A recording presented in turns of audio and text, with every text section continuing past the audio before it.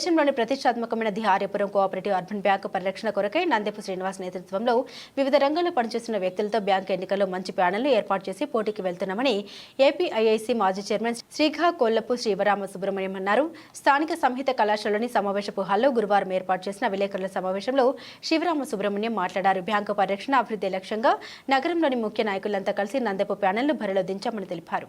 Urban bank ఎన్నికల సందర్భంగా రాజమహేంద్రవరంలో శనివారం జరగబోయే ఎన్నికలలో ఏదైతే రాజమండ్రి ప్రముఖులు ఒక ఉమ్మడి అభ్యర్థిగా శ్రీ నందెపు వెంకటరమణరావు గారిని, శ్రీనివాస్ గారి ప్యానల్ని ప్రకటించడం కోసం వారిని మీకు బెల్ట్లో ఉన్న డైరెక్టర్స్ అందరినీ కూడా ప్యానల్లో డైరెక్టర్స్ అందరినీ మీకు పరిచయం చేయడానికి ఈరోజు మీతో సమావేశం అవడం జరుగుతుంది.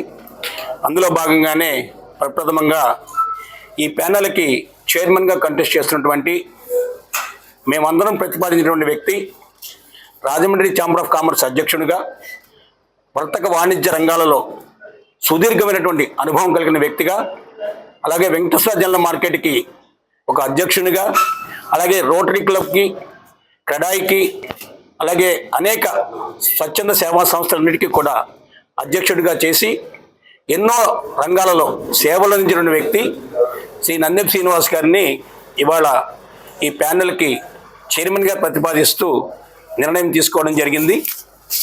మరి నందెపు శ్రీనివాస్ గారి గురించి కొత్తగా మీకు పరిచయం చేయాల్సిన అవసరం లేదు. అతను రాజకీయాల్లో కానీ, స్వచ్ఛంద సంస్థల్లో కానీ, రాజమండ్రిలో అనేక సేవా కార్యక్రమాలు చేయడంలో కానీ, అలాగే అన్ని సంస్థల పట్ల ఆయనకున్నటువంటి అవగాహన విషయంలో కానీ ఆయన్ని దృష్టిలో పెట్టుకుని ఇవాళ ఒక రాజకీయాలకు అతీతంగా ఒక మంచి వ్యక్తిని, సమాజం పట్ల బాధ్యత ఉన్న వ్యక్తిని, అంతేకాకుండా బ్యాంకుని కాపాడడానికి, బ్యాంక్ ఖాతాదారులకి మెరుగైన సౌకర్యాలు కల్పించబడే విధంగా, ఒక మేలైన సంస్కరణ తీసుకొచ్చే విధంగా, బ్యాంక్ని సక్రమ మార్గంలో నడిపించే విధంగా ఇవాళ నందెపు శ్రీనివాస్ గారిని మరి ముందు పెట్టడం జరుగుతుంది. అలాగే వారిని ఆశీర్వదించమని వారి ప్యానల్లో పోటీ చేస్తున్నటువంటి కథమా డైరెక్టర్స్ అందరినీ కూడా మీకు పరిచయం చేయడానికి ఒక ప్రయత్నం చేస్తున్నా.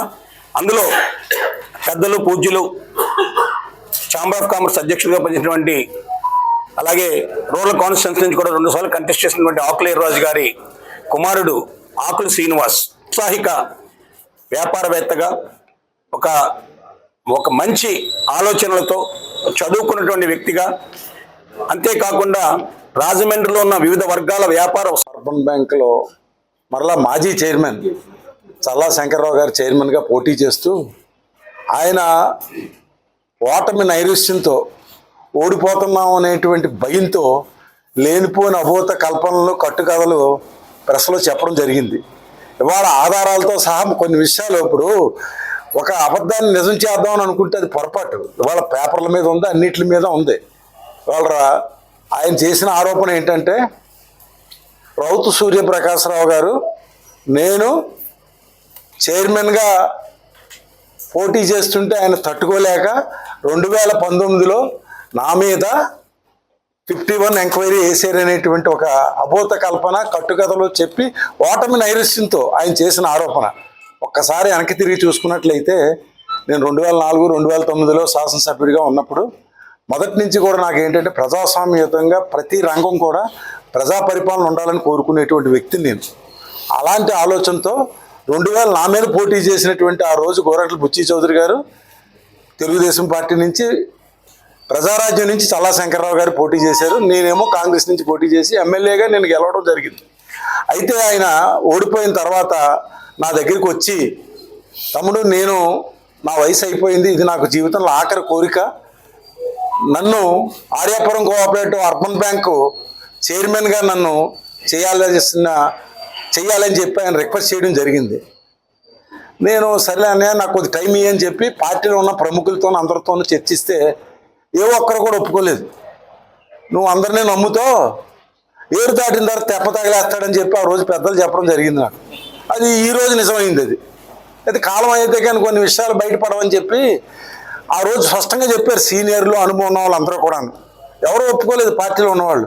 ఇదేంటి ఎవరు ఒప్పుకుంటా లేదంటే ఈయన గురించి అందరినీ మంచిగా గుడ్డిగా నమ్మడం నా తప్ప అని చెప్పేసి ఏదైనా ఆయన పాపం ఆఖరి చివరి కోరిక అంటున్నాడు, ఇదే జీవితంలో ఆఖరి కోరిక అంటున్నాడు అని చెప్పి పైన రాష్ట్ర ప్రభుత్వాన్ని కూడా వెళ్ళి నేను అప్పుడున్న కోఆపరేటివ్ మినిస్టర్ కృష్ణారెడ్డి గారికి చెప్తే అలా పైనుంచి కిందాక చూసాడు, ఇదేం రాజకీయవేత్త నువ్వు నీ మీద. ఇప్పటికే సుబ్రహ్మణ్యం అంకులు అలాగే సూర్యప్రకాష్ అంకులు ఆల్రెడీ మాట్లాడారు కాబట్టి ఇంకా మాట్లాడినటువంటి అంశాల మీద వెళ్ళదలుచుకోలేదు.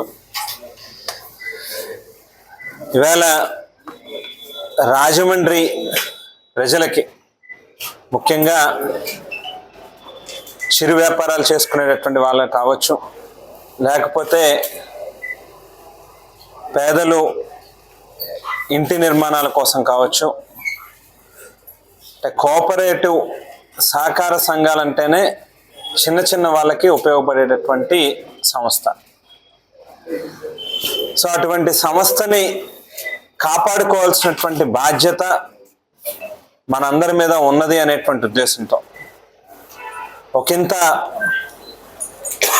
ఎన్నికలు, శాసనసభ ఎన్నికలు, సార్వత్రిక ఎన్నికల్లో నష్టపోయి ఉన్నప్పటికీ, కాస్త నైరాశ్యం నిస్తేజం ఉన్నప్పటికీ కూడా రాజకీయాల్లో గెలుపోవటం అనేటువంటిది సహజం. మన బాధ్యతగా ఇటువంటి సహకార సంస్థల యొక్క ఎన్నికలు వచ్చినప్పుడు ఓ మంచి ప్యానల్ని పెట్టాల్సినటువంటి అవసరం ఉంది అని చెప్పి ఆఖరి క్షణాల్లో, అంటే 11వ తేదీ నామినేషన్లు అయితే మా సుబ్రహ్మణ్యం అంకులు 10వ తారీఖు మాకు అపాయింట్మెంట్ ఇచ్చారు. అందరం కలిపి ఆ రోజు కూర్చొని అక్కడికి 13వ తేదీ సాయంత్రం విత్డ్రావల్స్ అయ్యేంత వరకు కూడా ఒకంత కన్ఫ్యూజన్తో ఉన్నప్పటికీ విత్డ్రావల్స్ పూర్తయిన తర్వాత మరి పెద్దలందరూ కూడా కూర్చుని ఒక నిర్ణయం తీసుకుని కేవలం ఆంధ్ర రాష్ట్రంలోనే కాదు భారతదేశంలోనే ఒక గుర్తింపు కలిగినటువంటి సహకార సంస్థ ఆర్యాపురం కోఆపరేటివ్ అర్బన్ బ్యాంక్ని రాజమండ్రి ప్రజల కోసం, ఈ గోదావరి జిల్లాల ప్రజల కోసం కాపాడుకోవాల్సినటువంటి బాధ్యతగా భావించి ఒక మంచి బెల్ట్ని, ఒక అనుభవం, ఒక సామర్థ్యం ఉన్నటువంటి చైర్మన్ని, బెల్ట్లో ఉన్నటువంటి సభ్యుల్ని నందెపు శ్రీనివాస్ గారి దగ్గర నుంచి మొదలుపెట్టి సభ్యులందరినీ కూడా ఇందాక చాలా డీటెయిల్డ్గా, చాలా క్లియర్గా సుబ్రహ్మణ్యం అంకుల్ చెప్పారు. వాళ్ళ సామాజిక వర్గాలు కావచ్చు, వాళ్ళ ప్రొఫెషన్స్ కావచ్చు, వాళ్ళ యొక్క క్యారెక్టర్ కావచ్చు, అన్నీ కూడా ఎస్టాబ్లిష్ చేస్తూ చాలా క్లియర్గా డీటెయిల్డ్గా చెప్పారు. సో ఇటువంటి మంచి టీంని ఇవాళ ఆర్యాపురం కోఆపరేటివ్ అర్బన్ బ్యాంక్ యొక్క ఖాతాదారుల ముందు ఉంచడం జరిగింది. సో రాజకీయాలకు అతీతంగా ఈ బ్యాంకుని కాపాడుకోవాల్సినటువంటి బాధ్యత ఉంది అనేటువంటి ఉద్దేశంతోనే కమ్యూనిస్ట్ పార్టీలను కూడా కలుపుకోవడం జరిగింది. సో ముఖ్యంగా ఈ బ్యాంక్ అనేటువంటి కోణంలో మనం చూసినట్లయితే కనుక ముఖ్యంగా